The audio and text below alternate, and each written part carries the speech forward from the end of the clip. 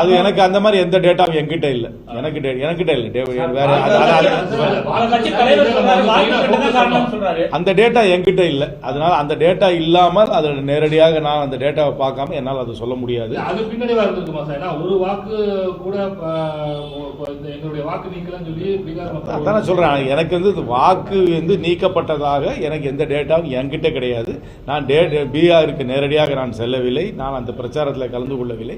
அதனால அதை பற்றி யாராவது சொன்னார்கள் என்றால் அவர்களை தான் கேட்க வேண்டும். எனக்கு எந்த விதமான டேட்டாவும் என்கிட்ட கிடையாது.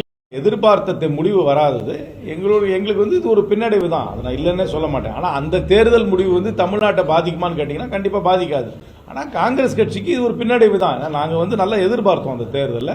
ஆனால் அங்கே இருக்கிற அவங்க ஒரு வலுவான கூட்டணியை, அங்கே வந்து தேசிய ஜனநாயக கூட்டணி வந்து வலுவான கூட்டணி, குறிப்பாக வந்து அந்த ராம்விலாஸ் பாஸ்வான் கட்சியை அங்கே சேர்த்தது அவங்களுக்கு ஒரு கண்டிப்பான ஒரு பலத்தை கூட்டியிருக்கிறது.